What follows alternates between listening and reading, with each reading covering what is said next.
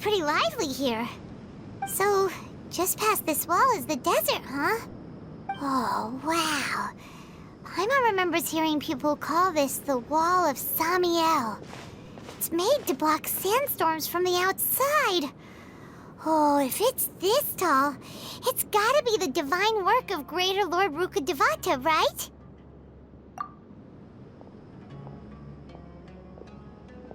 Enough gawking. Come on, follow me. Huh? Over here. Oh, Haytham went that way! Let's hurry up and follow him. Wonder what he's up to.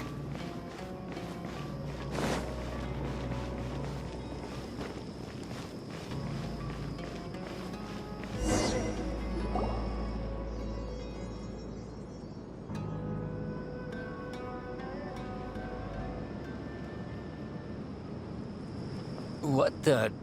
Where did he go? How did we lose him? They were just here a second ago. More Eremite mercenaries? Who are they working for this time? Anyway, Traveler, it seems like we were being followed again. You were too careless. You should have noticed those hopeless amateurs trailing you a long time ago.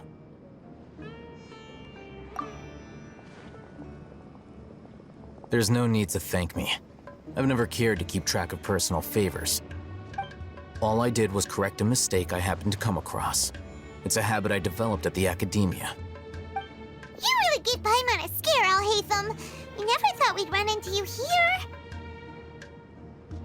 Last time we met at Port Ormos, didn't you say you were going back to the academia? Wait, don't tell Paimon that you're here to take us back on their orders! Oh, so you've already landed yourselves on the academia's hit list. I can't say that I didn't expect it. However, had I wished to turn you over to the academia, don't you think you'd already be the Eremites' honored guests by now? Oh, right. You do have a point.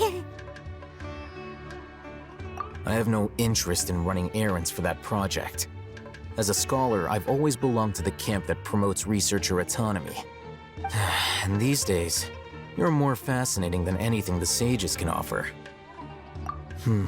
Not quite. To tell you the truth, I'm still investigating the Divine Knowledge Capsule. Unfortunately, I've run into some difficulties. Everyone says the capsule originated in the desert and was eventually moved to Port Ormos. If I am to get to the bottom of this, I must understand how the capsule first came to be. Which brings me back to you, and why you're so interesting. The leader of Ain al-Ahmar used the Divine Knowledge Capsule right in front of you, and upon seeing him, your expression became perplexed, and you were lost in thought for quite some time. To have that kind of reaction, I think you must have realized something. Are you interested at all in sharing what you've been hiding from me?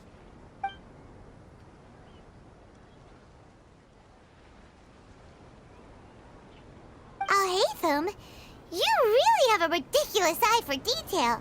What kind of person even notices or remembers stuff like that? So that's your answer. Well, I do work for the academia after all. So considering that, it is indeed wise to keep your cards close to your chest. But that does prove you do have some undisclosed information about the Divine Knowledge Capsule. Am I right? No matter. Rather than simply learning the answers from you, I'd still prefer to investigate on my own. Speaking of, you two are also headed to the desert? That's right! We have the same plan as you! But we don't really have any concrete goals at the moment. Then I'd suggest starting with Aru Village. It's the largest settlement in the desert, so it'll probably have more resources and intel than anywhere else. Well, would you like to head there together? It's always better to travel with someone you know. Let's go!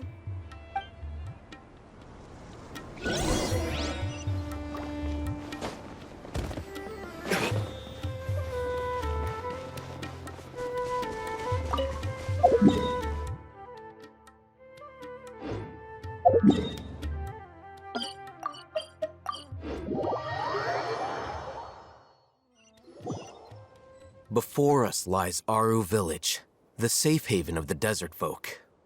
Whoa, this landscape is really something else. What a cool place! Let's go check it out!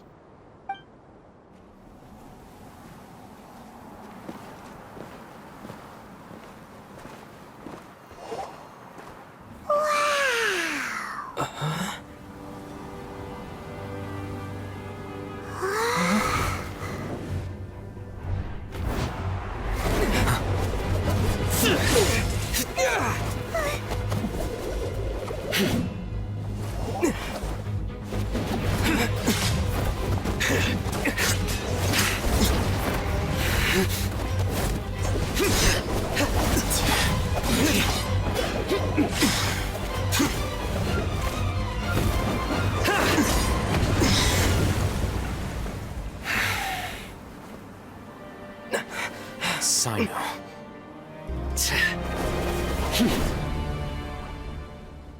Unless my memory fails me, we have barely spoken 2 words to each other before now at the Academia.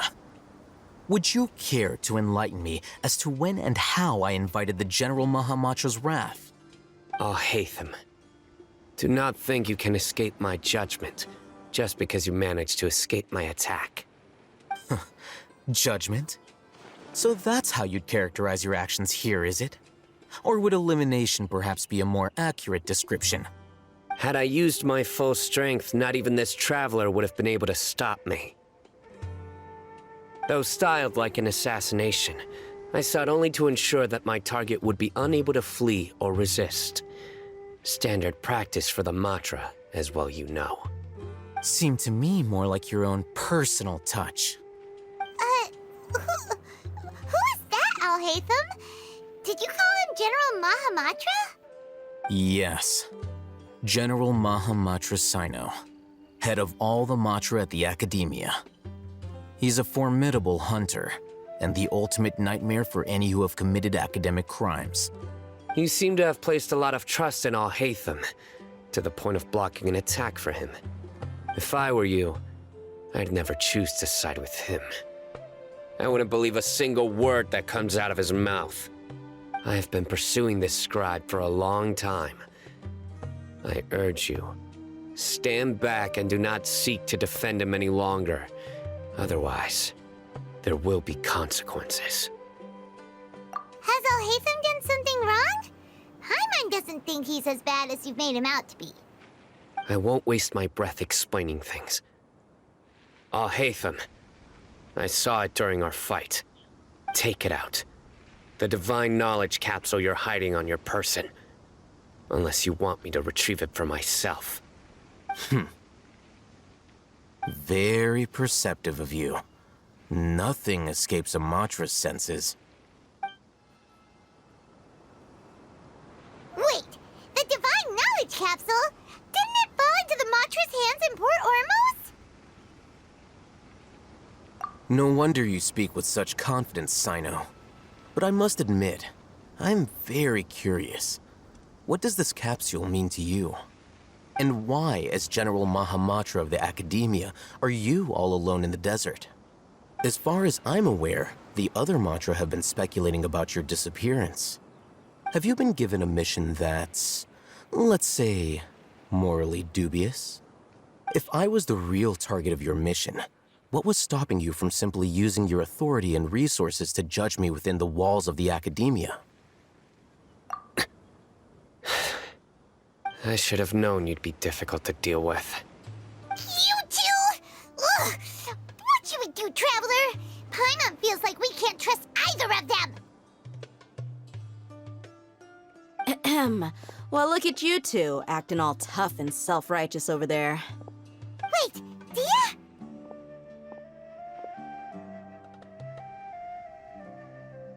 Great! Finally, someone that we can trust! You gotta help us out here, otherwise these two are gonna start fighting again! Yeah, sure looks that way. 2 giants from the Academia duking it out once and for all. Not something you get to see every day, that's for sure. Listen, I know you academic types love to fill up your big brains with self-righteous morality and lord your empty rules and virtues over each other. But how dare you bring your petty disputes into the safe haven of Aru Village? It seems like someone's gonna have to beat some sense into your thick skulls until you finally learn to respect these grounds.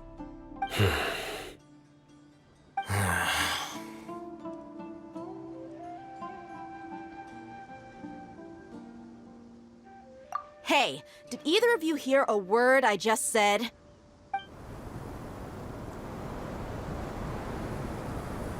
Whoa, what's going on? The wind's so strong. Is this a sandstorm? Paimon's gonna get blown away.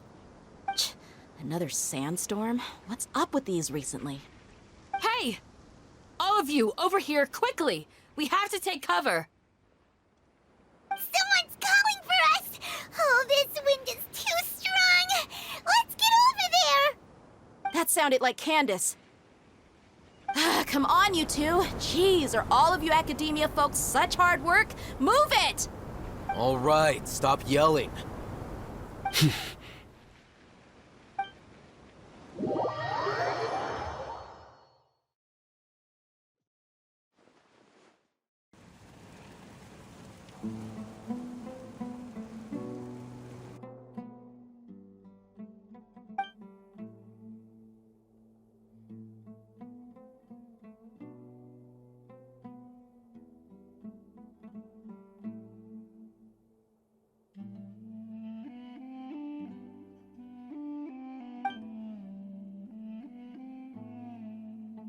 Well, this is pretty awkward. Hey, wanna play sardines with 3 people who wanna tear each other limb from limb? Sure, why not? Sounds fun. The air is so thick and heavy. Paimon can hardly keep floating anymore. My sincere apologies, everyone. This is the home of our village chief. I will have to ask you to make do with this small room until the sandstorm dies down. Please, let me introduce myself. I am Candace, protector of Aru Village. Our savior has come at last! Nice to meet you, Candace. The name's Paimon. Thank you so much for helping us. There's no need to thank me. It's only right to help each other when the weather gets rough. Wow, she's so gentle and caring, like a nice older sister. Unlike those guys over there. All right. Now that we're all better acquainted, we should return to the topic at hand. As a guardian charged with the responsibility to protect my fellow villagers from harm, I was observing your conflict from afar, even before the sandstorm started. And now that you have set foot within our village itself, it is all the more my responsibility to make absolutely sure that you pose no threat whatsoever to us. So please, have an honest and sincere conversation with one another, and put your hostile feelings to rest. If anyone dares to start anything again while they are under this roof, I will not hesitate to send them out for some quality time with the creatures of the sandstorm. Oh, on second thought, Paimon may have misjudged Candace's character. And that goes for you too, Miss Dia. Do I make myself clear? All right, we got it, Candace. That's what I like to hear. So, which of you will begin? I was supposed to be a mediator, but I might have gotten a little too involved just now. Anyway, one of those two should probably start talking. Wait, that was you trying to be a mediator? I have nothing to hide, so there's no shame in explaining myself. While Al-Haytham wasn't wrong about the other Matra not knowing my whereabouts, it's not because I've been assigned a morally dubious mission. Rather, I've chosen to exile myself. Huh? Exile yourself? A little while ago, I discovered that there was data missing in the Academia's project planning and development files. What little they did report clearly did not match the project's actual progress. As General Mahamatra, I had the responsibility and authority to request an audit. However, to my surprise, the person responsible for the erroneous data was none other than Grand Sage Azar himself. I tried to investigate the issue myself before submitting a formal audit request, but I soon found that all leads and potential pieces of incriminating evidence were carefully concealed from me. I began to realize that they were cautious of me from the very beginning. Unsurprisingly, the Grand Sage rejected my audit request as soon as the submission reached his desk. He even said to me, "The power of the General Mahamatra is granted by the sages. You have no right to judge us." So they really are up to no good. I realized then that to the Grand Sage, the Matra are nothing more than tools for the sages to assert and maintain their control over knowledge.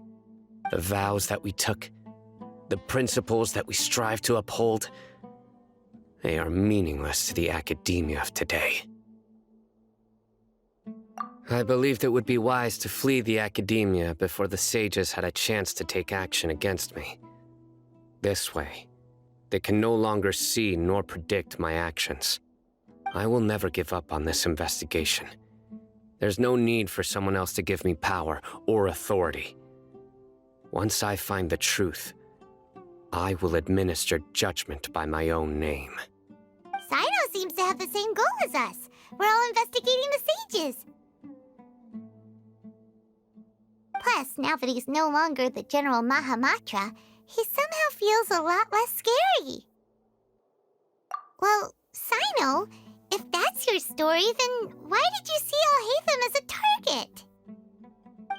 When I was investigating the matter in the academia, I overheard a conversation between Al-Haytham and a sage. The sages asked you to investigate a blonde-haired traveler. Do you dispute this, Al-Haytham?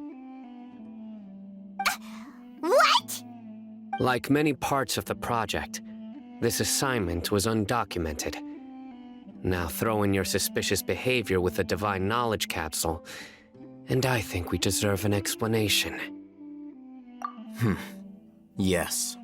I was indeed tasked with investigating the Traveler. Al-Haytham!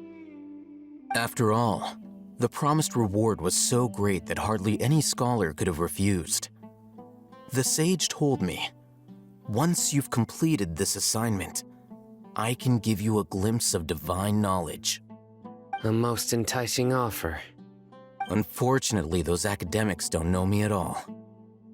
Their words contained one key piece of information, namely that divine knowledge indeed exists. That gave me all I needed to know. From my perspective, the sages are far from trustworthy. Think about it. Isn't it a little strange they're so willing to share divine knowledge with anyone, even as a reward? So, I began my own investigation following the lead of the Divine Knowledge Capsule. In the end, I realized my wisdom in committing to this rather than collaborating with the sages. Had I been less guarded, I probably would have ended up like that Ain al-Ahmar mercenary, incapable of remaining sane for long enough to hold a conversation. You mean that the sages originally planned to dispose of you, using one of those capsules that drive people insane? I'd already given up on the assignment by then. I only told the academia I was waiting in Port Ormos for you to appear so they wouldn't suspect anything. So it came as quite a surprise when I encountered my erstwhile target while investigating the Divine Knowledge Capsule. Criminals do love to talk about coincidences. Even though I ran into the Traveler by chance, I had no intention of providing assistance to the academia. Also, you should remember, you were the ones who decided to follow me and strike up a conversation after I left that tavern. That's true. Al-Haytham helped us out at Caravan Rebat as well. Maybe he's telling the truth. I'm willing to apologize if that's worth anything to you. I took the Divine Knowledge Capsule behind your back because I judged its existence to be a significant risk. I felt that it would be best for no one to interact with it before it had been properly studied. After all, curiosity often proves to be the most dangerous thing in this land. You should be well aware, Scribe Al-Haytham, that curiosity can also lead you to danger and suspicion. Answer me this. Did the sages share any information about their project with you? Have I not made myself clear?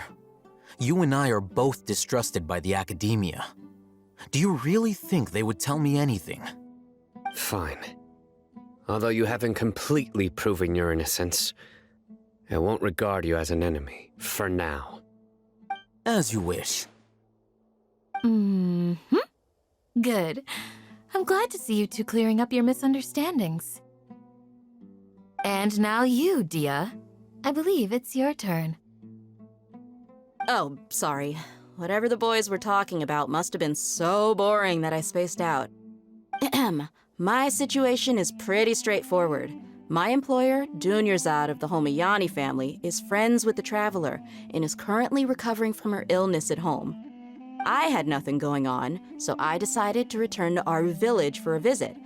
I was actually looking forward to a pretty exciting time getting back together with everyone here. But then I saw these two random guys in the middle of a pointless argument. It ticked me off, and things went downhill from there. Is that all? Well, I will admit that definitely sounds like your style. In that case, welcome back, Dia. That's more like it. I missed you all so much, Candace.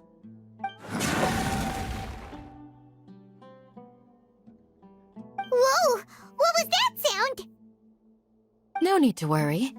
Now that you're no longer at each other's throats, please make yourselves at home. I'll take a quick trip outside to clear out some of those creatures in the sandstorm. Creatures? In the sandstorm? Are you sure you don't want some backup? Fighting in a sandstorm is not for the faint-hearted. Anyone without extensive training in these conditions is at a disadvantage. You needn't worry. Yeah, just leave him to Candace. Don't worry, she's as tough as they come.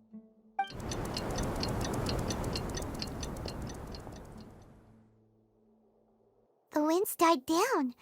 That means the sandstorm's over, right? Candace still isn't back yet, though. Is she alright? Maybe we should go out and check on her. When you put it that way, even I'm starting to feel a little worried. All right, let's go. We've been here long enough, and the boys are as chatty as the floor.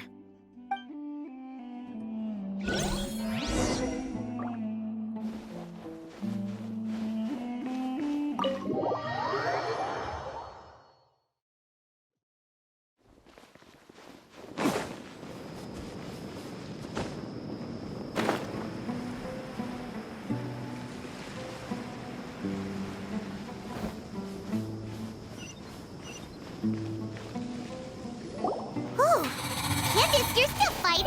You've been out here dealing with these creatures the entire time?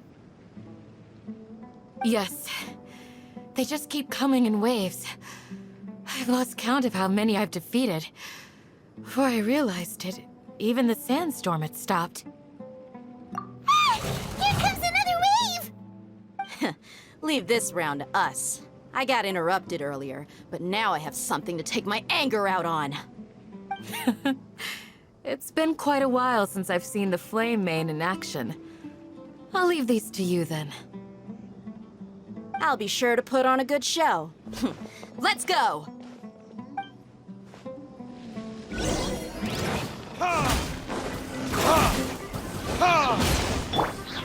One with nature.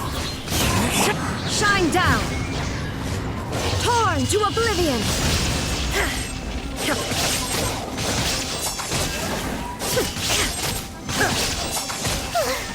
Here comes another wave! When are they ever gonna let up?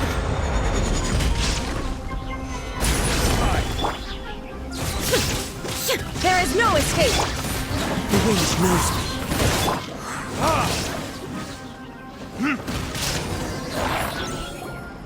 The creatures stopped appearing.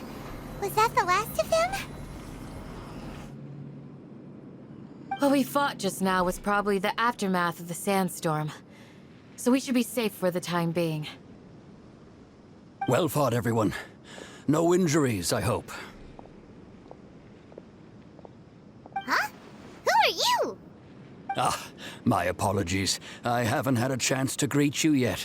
I had my hands full taking care of the village's elderly and children.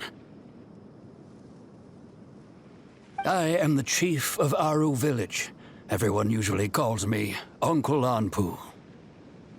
Sir, I am also originally from the desert, but I have not been back for some time now. May I ask if such sandstorms are common? I can't say they've always been common, but recently the storms have become increasingly severe and frequent. Besides sandstorms, we also occasionally get earthquakes. According to an investigator who stayed in the village a while ago, these unusual natural phenomena are related to the withering of Irminsul. Another effect of Irminsul's withering. So, Irminsul's withering causes withering zones in the forest, and sandstorms and earthquakes here in the desert? Everything in the natural world is inextricably connected to Irminsul. These regional symptoms can indeed be a reflection of Irminsul's present state. Everyone in Aru Village needs to take good care of themselves. Speaking of which, why haven't I seen a single village keeper since I got here? Village keeper? Who are they? Village guards like Candace? Does your curiosity know no bounds? Village Keeper is how Aru Village refers to mad scholars exiled here by the academia. Most of them are scholars who lost their sanity after a period of training in the Avidia forest. The academia believes that their crazed mutterings may have a negative effect on the psyches of other scholars. So, they're forcibly exiled to the desert. Though if you ask me, it's all a boatload of nonsense. Alas, that's exactly what we've been trying to investigate. One by one, the village keepers have been mysteriously disappearing without a trace. But no one in the village has ever seen them leave. If you're planning to stay around the village for the next few days, I'd appreciate it if you could keep an eye out for them. I've had encounters with those people in the past. I'll see what I can do to help. The Matra are the ones responsible for their exile.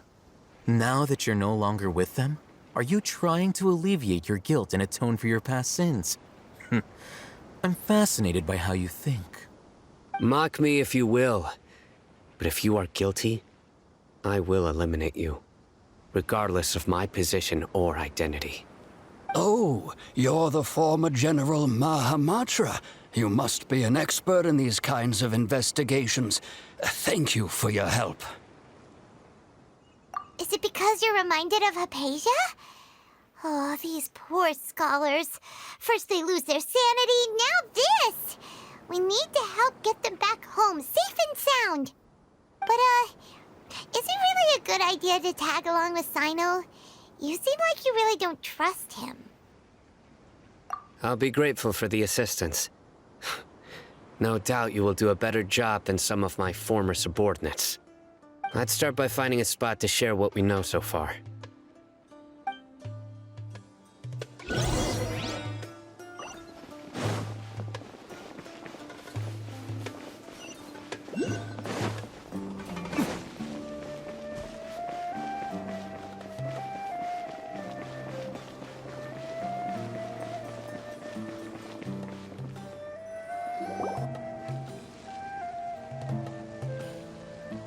Although I've sent myself into exile, I'm still doing essentially the same things as before.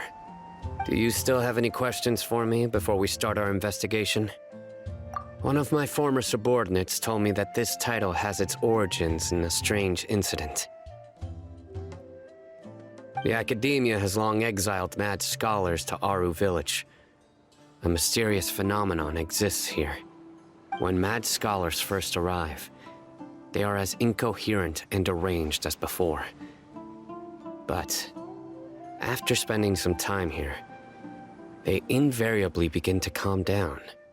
Initially, the people of Aru Village greatly resented having to take in the mad scholars. But a strange incident one night changed that. Aru village was struck by the strongest earthquake in living memory. Seeing buildings on the verge of collapse all around him, the then chief of the village was preparing to take everyone to safety. Suddenly, he noticed a mad scholar crouching in a corner, caressing the ground with his hands. A soft, green light radiated from him, like a divine glow against the backdrop of night. Despite the powerful tremors that ripped through the ground that night, all the houses remained upright, almost as if they had grown roots reaching deep into the ground. In the end, not a single building collapsed, and no one was hurt. After that, the people of Aru village treated the mad scholars with greater kindness, and began to refer to them as the village keepers. A soft green light? A mad scholar protecting Aru village? What do you make of it, Traveler? Paimon thinks so too. Actually, Sino, do you know if any of the mad scholars continued to wear their Akasha terminals at Aru village? In theory, they would continue wearing them so the academia could still monitor their activities. With that said, the main Akasha system would no longer have any interaction with them. Oh, no wonder! Everything makes sense then! Add in the fact that they calmed down, it was probably Nahida who calmed them. If you are able to draw a conclusion from this one story alone, then it appears you possess much more information than I do. So, what do you make of the story? Really? Lesser Lord Kusanali. What? You don't believe us? Lesser Lord Kusanali was definitely using the Akasha to give her power to the mad scholars! No, it's not so much that I don't believe you. I'm just struck by your reasoning. Lesser Lord Kusanali, the current Dendro Archon. Is she really active in Sumeru? The Academia has always placed far greater importance on the late Greater Lord Rukkhadevata. They've more or less ignored Lesser Lord Kusanali, and I've never had any reason to doubt their views. In addition, I've never heard any stories about Lesser Lord Kusanali and her deeds. To me, she might as well have been a god that never existed. No way! Nahida definitely exists! She's a... How should Paimon put it? She's a good Archon who's kind and wise. Even if she says weird stuff sometimes. I've spent many years interrogating criminals, so I can easily tell when someone is lying. Good! Then you should know that we're telling the truth! That look in your eyes. I've never seen that from a liar. You two really must have met Lesser Lord Kusanali. How can this be? To think, our Archon has been amongst us this entire time. Alright, now it's our turn to put our skills to good use for this investigation. But easier said than done, especially since we don't have any leads. Maybe we can start by knocking on some doors. Excuse me, are you here to help me find my grandpa? Huh? Who are you? By the sounds of it, a resident of this village. My name is Isak. You'll help me find my grandpa, right? Is your grandpa a mad scholar? Hey, don't say that. Grandpa is just Grandpa. Why do you have to call him that? It's not like he's a bad person or anything. The person you're referring to is not a local, yet you are. Why do you call him Grandpa? Grandpa is just Grandpa. He's my family. I heard everything you said to the village chief. Please, you gotta take me with you. I want to find my grandpa. I swear I'll help. I won't be a nuisance. Ah, so you're the one who was eavesdropping on us around the village chief's house. I was planning to go out and take care of whoever it was, but I had a vague feeling that they didn't harbor any ill intent. Whoa. Haytham wasn't kidding about Matra having sharp senses. Sino, he's just a kid. All he wants is to find his grandpa. Let's find a way to help him. Sorry. I was only listening in because I wanted to know where Grandpa went. Honest. If you don't believe me, you can ask Miss Candace. All right.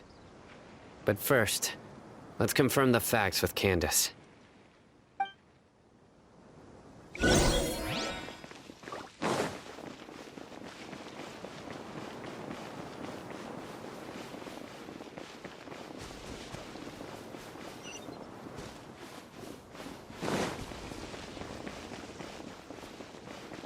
Oh, of course not.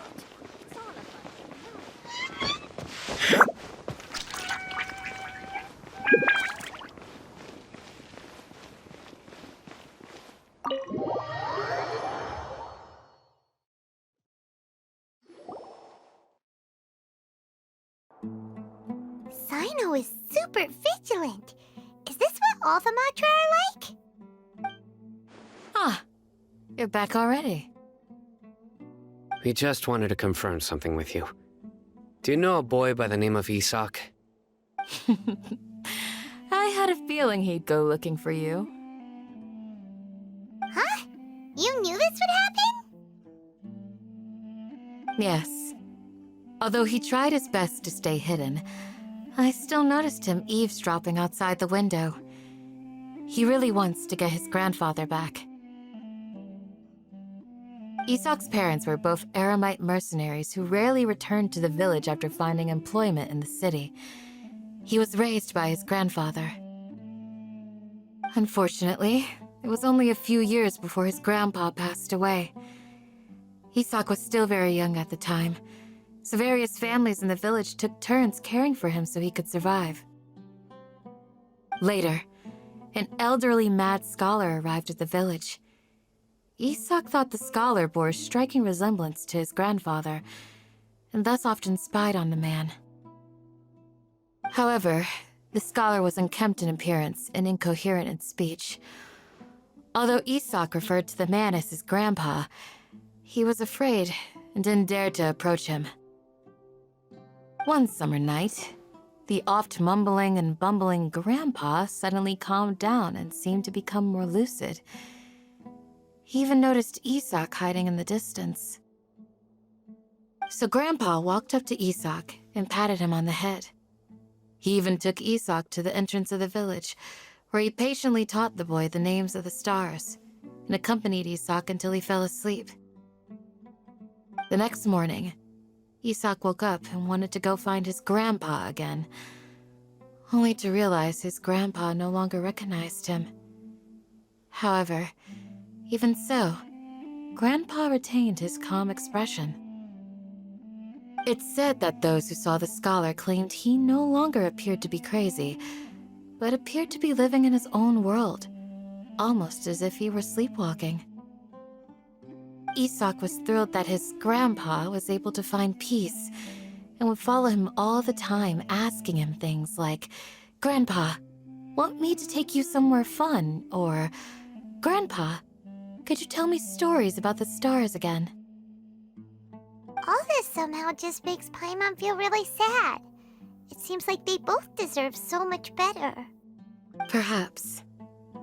Nearly everyone who lives in the desert has some form of hardship or regret. But even so, we must still continue on with our lives. It's also my reason for fighting. I must continue to protect this land.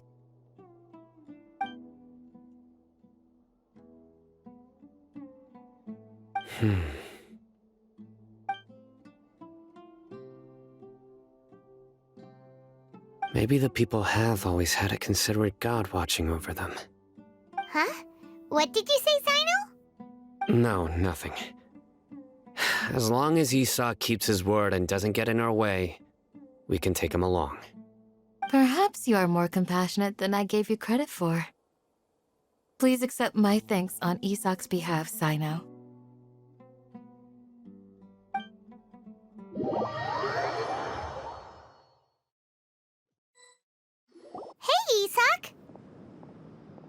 Oh, it's you guys.